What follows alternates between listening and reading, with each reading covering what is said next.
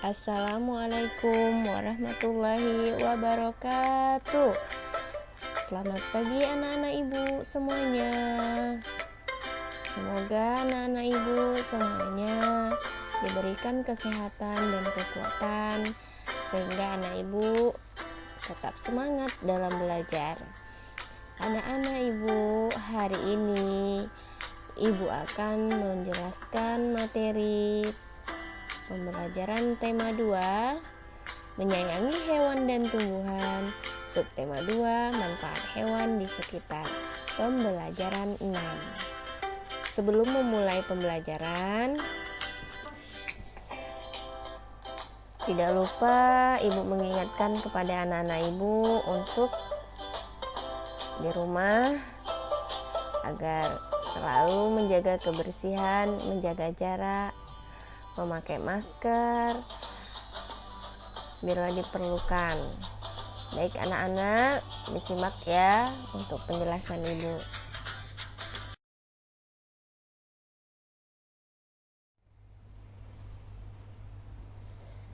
Tujuan pembelajaran kita hari ini yang pertama, siswa dapat menceritakan kembali isi dongeng.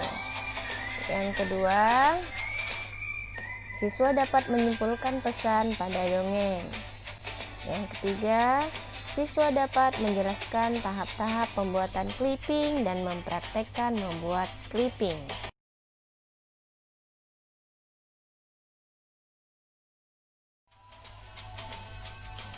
Anak-anak, bagaimana pendapat kalian jika mempunyai teman yang sombong? Tentu kalian tidak suka kan jika memiliki teman yang sombong. Sebaliknya, kalian akan suka jika memiliki sikap rendah hati. Sombong dan rendah hati merupakan dua sikap yang berlawanan. Sikap sombong merupakan contoh sikap yang tidak mensyukuri nikmat Tuhan. Sebaliknya, rendah hati merupakan bentuk syukur atas nikmat Tuhan, atas semua kelebihan yang Tuhan karuniakan kepada kita.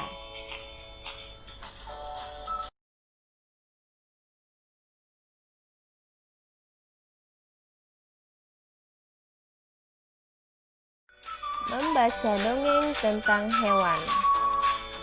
Wayan bangga dengan orang-orang yang tekun seperti Pak Wongso, petani dan peternak sukses di desanya. Wayan ingin menjadi orang yang tekun seperti Pak Wongso. Tekun adalah salah satu sifat baik yang harus dimiliki setiap orang. Tekun adalah sifat rajin bekerja tanpa menyerah. Orang yang tekun tidak mudah putus asa. Ia akan menyelesaikan pekerjaan dan tugas sampai selesai meskipun menghadapi banyak tantangan. Orang yang tekun pasti akan mendapatkan hasil yang memuaskan, seperti yang diceritakan dalam dongeng Kura-kura dan Kelinci. Nah, anak-anak, apakah kalian pernah membaca atau mendengar ceritanya? Jika sudah, tidak ada salahnya kalau kita mendengarkan kembali dongeng ini. Nah, sambil mendengarkan, temukan pesan apa yang disampaikan dalam dongeng tersebut ya.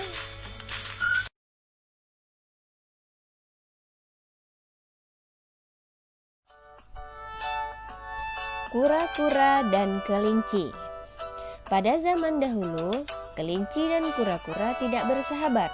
Padahal dengan teman lain, kura-kura selalu hidup rukun.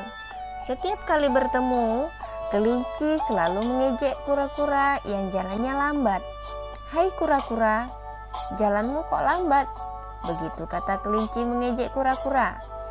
Meskipun diejek kelinci, kura-kura tetap sabar. Ia tidak membalas ejekan kelinci.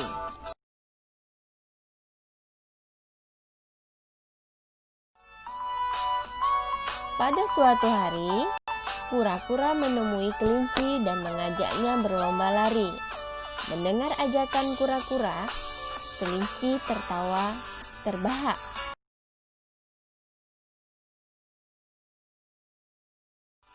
Hahaha, apakah tidak salah dengar? Kamu kura-kura?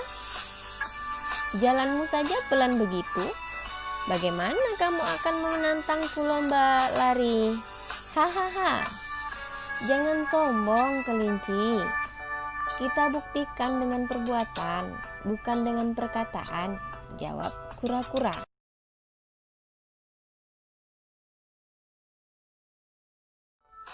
Kedua hewan itu pun sepakat berlomba lari.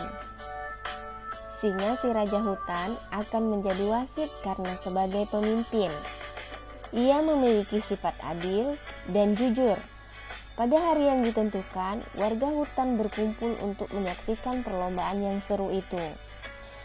Ketika singa mengaum, tanda dimulainya pertandingan. Dengan sigap, kelinci berlari kencang seperti angin. Sebaliknya, kura-kura melangkahkan kakinya yang lambat. Banyak teman yang memberi semangat kepada kelinci, namun tak sedikit pula yang memberi semangat kura-kura.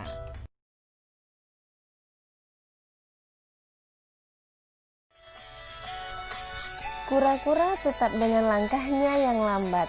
Melihat kelinci telah berada jauh di depan sekali, kelinci melihat belakang untuk memastikan bahwa kura-kura tidak dapat menyusulnya dan berada jauh di belakang. Pikir kelinci, pasti kemenangan ada padaku.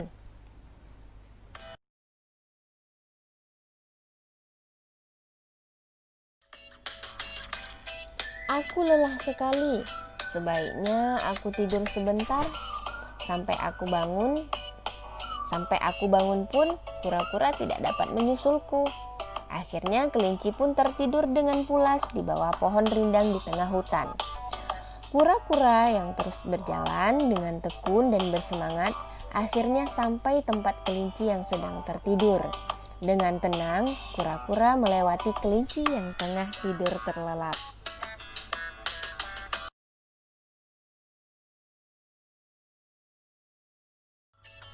Tiba-tiba, kelinci tersentak dari tidurnya karena ia mendengar suara singa mengaum dari jauh dengan kerasnya sebanyak 3 kali. Tanda perlombaan usai. Kelinci lari sekencang-kencangnya, akan tetapi kura-kura telah berhasil mencapai garis finish terlebih dahulu. Akhirnya, kelinci harus mengakui kekalahannya dalam lomba lari tersebut. Ia memberi ucapan selamat kepada kura-kura dan berjanji tidak akan sombong lagi. Nah, anak-anak, dari cerita Kancil dan Kura-kura, pesan apa yang dapat kita pelajari? Nah, pesan yang dapat kita pelajari dari cerita Kancil dan Kura-kura itu adalah setiap anak memiliki kemampuan yang tinggi. Jika tidak disertai ketekunan dan semangat yang tinggi, tidak akan memetik kesuksesan. Dengan semua kesulitan yang telah dihadapi dan tenang menghadapi masalah, seperti sang kura-kura yang berhasil menjadi pemenang melalui jalan panjang dengan kerendahan hati, ketekunan dan penuh semangat dan berjuang kemenangan. Itu pesannya ya. Nah, di sini tokoh kura-kura itu telah mengajarkan kita tentang pentingnya sifat tekun. Ketekunan ini merupakan kunci keberhasilan dalam meraih cita-cita. Jadi setinggi apapun cita-cita anak ibu, jika tidak diupayakan dengan cara yang tekun, maka tidak akan berhasil. Cita-cita kita itu ya akan mengalami kegagalan.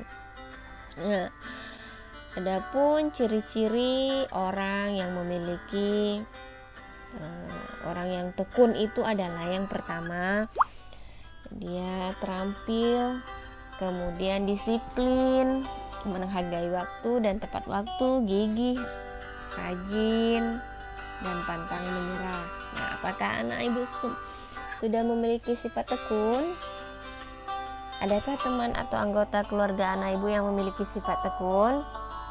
Jika ada, anak ibu boleh ceritakan ya kepada ibu nanti ketika kita ketemu di sekolah.